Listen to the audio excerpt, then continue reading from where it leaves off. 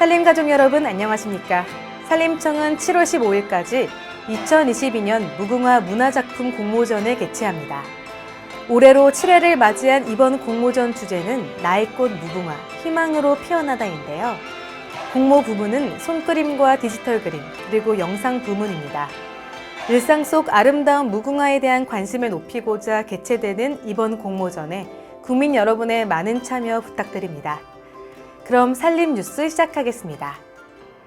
이달의 첫 산림 뉴스 키워드는 제34대 산림청장, 산림 르네상스, 산림행정의 달인.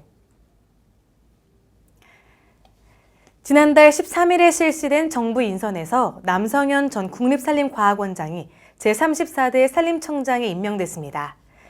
신임 남성현 산림청장은 산림공직과 교수직을 두루 경험한 산림 전문가입니다. 산림청은 지난달 13일 제34대 남성현 산림청장 취임식을 개최했습니다. 1978년에 산림청에 들어온 남성현 산림청장은 38년 넘게 근무하면서 국립산림과학원장직을 비롯해 남부지방 산림청장, 산림항공본부장 같은 주요 보직을 맡아 많은 성과를 거뒀습니다. 그간의 경력으로 산림행정에 대한 이해도는 물론 학문적 역량도 높아 대내외 많은 산림 관계자들의 기대를 받고 있습니다. 이날 취임사를 통해 남성현 산림청장은 산림 공직자들과 함께 역지사지의 자세로 산림 르네상스 시대를 열겠다고 소감을 밝혔습니다. 다음 산림 뉴스 키워드는 경북 울진 주불 진화 완료, 인명피해 제로. 건조한 날씨로 봄철 불조심 기간이 끝난 5월 말에 경북 울진과 경남 밀양에서 대형 산불이 연이어 발생했습니다. 이에 산림청은 산불 진화 인력과 장비를 총동원해 주불 진화를 완료했습니다.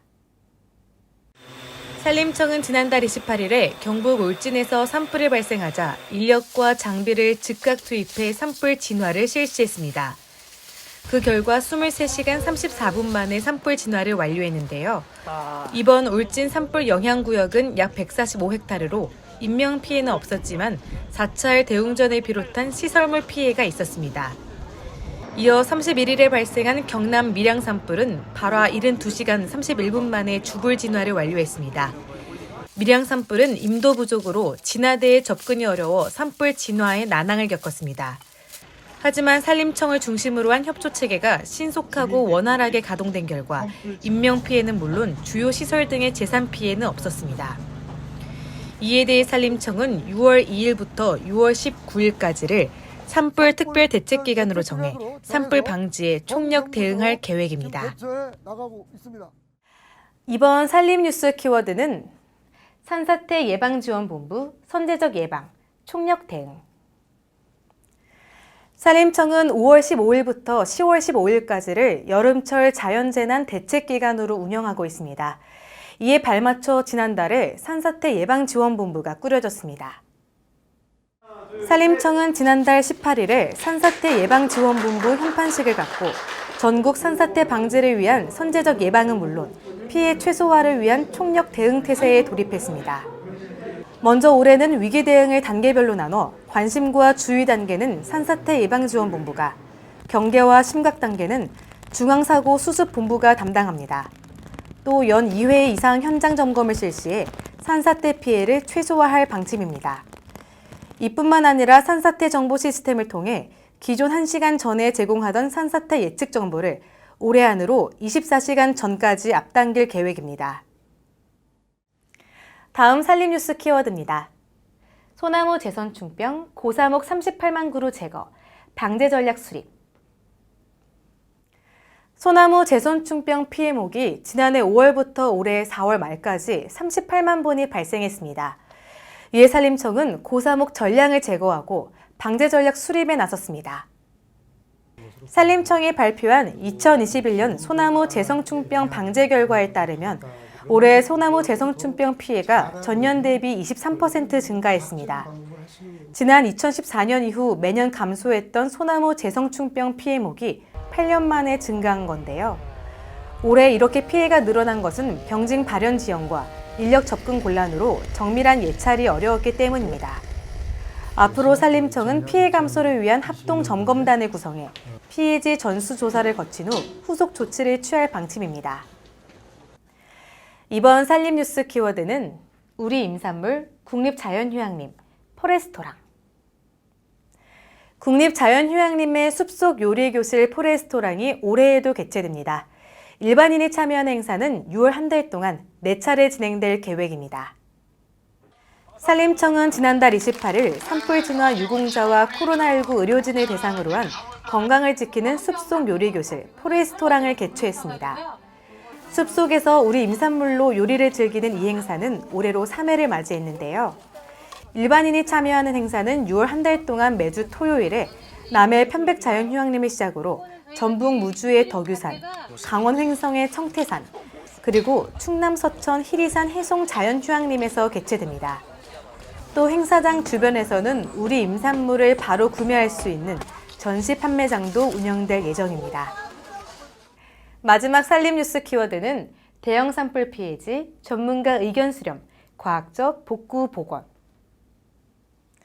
최근 대형 산불 발생이 잦아지면서 산불 피해지에 대한 과학적 복구, 복원 방안에 대한 논의가 활발히 이루어지고 있습니다. 지난달 산림청도 이에 대한 전문가의 의견을 들을 수 있는 소통의 장을 마련했습니다. 산림청은 지난달 온오프라인으로 산림 분야 전문가들이 참여한 대형 산불 복원의 미래 방향 심포지엄을 개최했습니다.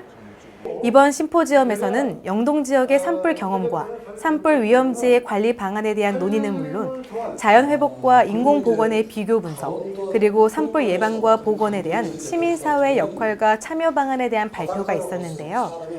산림청은 이날 논의된 다양한 의견을 최대한 수렴해 과학적이고 합리적인 복구와 보건 방안을 강구해 나갈 계획입니다.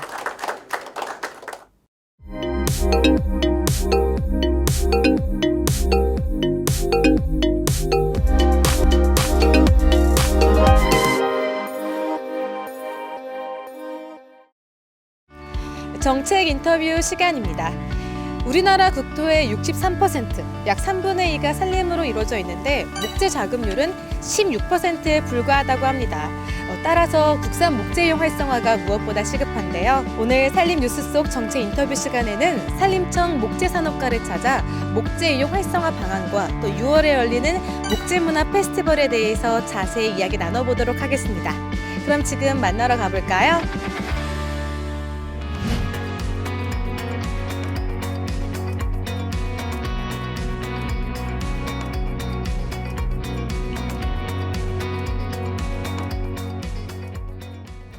네, 오늘 저와 함께 이야기 나눠주실 분은 산림청 목재산업과의 하경수 과장님이십니다. 과장님 안녕하세요. 네, 반갑습니다. 네, 과장님, 사실 목재산업과 말은 쉬운데 피부로 와닿지가 않거든요. 좀 어떤 과인지 소개 좀 부탁드릴게요.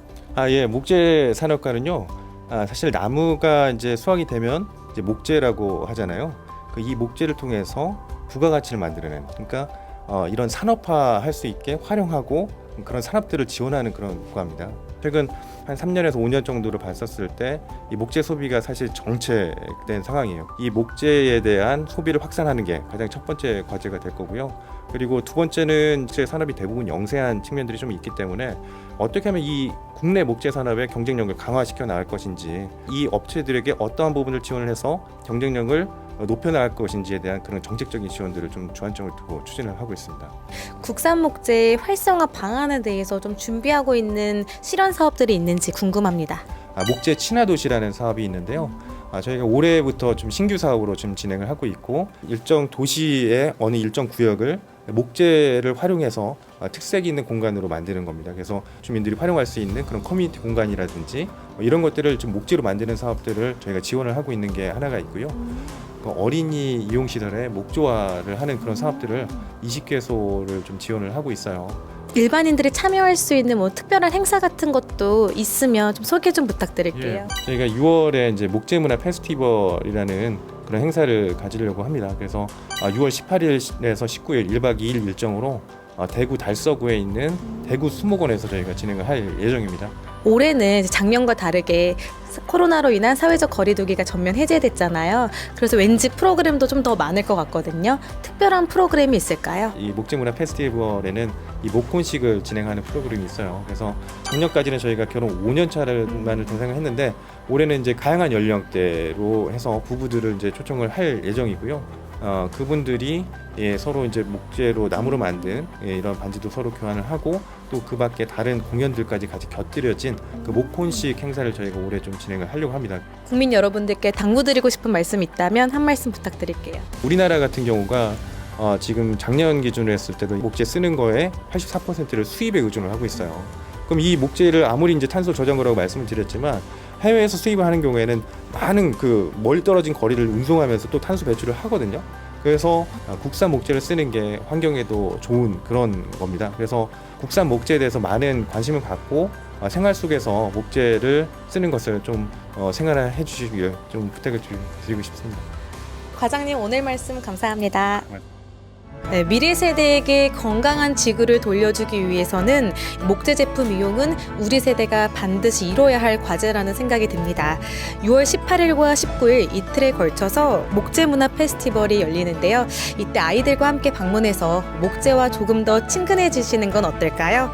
지금까지 산림 뉴스 속 정책 인터뷰 시간이었습니다. 시청해주신 여러분 고맙습니다.